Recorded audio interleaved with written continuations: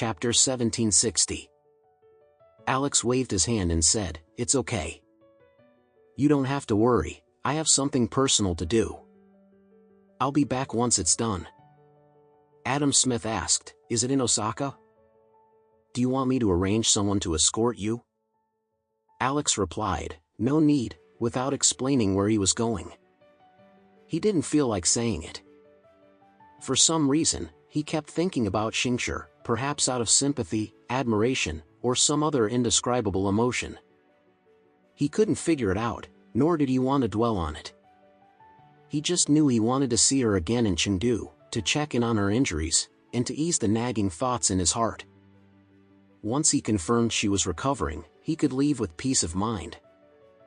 Seeing Alex didn't want to share his destination, Adam Smith didn't push further. Instead, he simply urged him to drive carefully and wait out the storm if the snowfall worsened. Alex nodded and left, driving alone. Chengdu wasn't far from Osaka. It took just over an hour by car.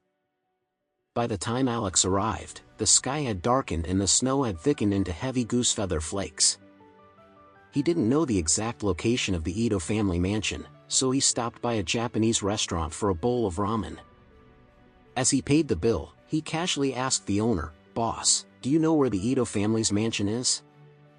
The owner smiled and said, "It's near Nijo Castle. Covers a large area, you won't miss it. There's a plaque at the front gate with the name Ito on it." Alex thanked him and stepped out.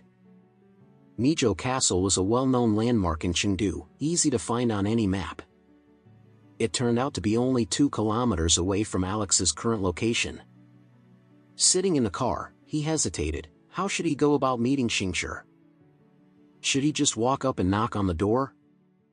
That didn't seem appropriate, especially since he was still holding on to Takehiko's 4.5 billion. If one of Takehiko's subordinates saw him and reported it, he might not even get a chance to see Xingshi. So what was the solution? Sneak in? Perhaps that was the only viable option. With that decision made, Alex started the car and followed his GPS to the vicinity of Nijo Castle. As expected, the Ito family mansion stood nearby, an expansive estate surrounded by towering trees and styled with classic Chinese-Japanese architectural elements. From the outside, it was clear the mansion had a long and distinguished history. A narrow moat surrounded the estate, and the 2 bridges crossing it were marked as private property. Alex parked discreetly by the roadside, then, braving the thick snowfall, stealthily made his way across the snow-covered landscape into the estate grounds under the cover of darkness. Meanwhile, Xingshi had just finished a relaxing soak in the hot spring. Today's long-awaited heavy snowfall had lifted her spirits, and the gloom that had been clouding her heart seemed to vanish. In high spirits, she asked the servant to help her dress in an exquisitely beautiful kimono, styled her long hair into an elegant updo, and adorned it with her favorite hairpin. Then, using her wheelchair, she made her way to the small courtyard to enjoy the falling snow.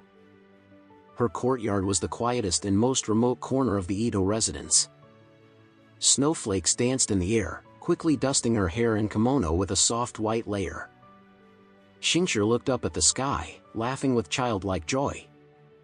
After a few moments, she gazed into the sky, her eyes filled with longing. Silently, she whispered to herself, "I wonder what Master Anderson is doing right now. I wonder if it's snowing in Oris Hill too. I wonder if he's thinking of me."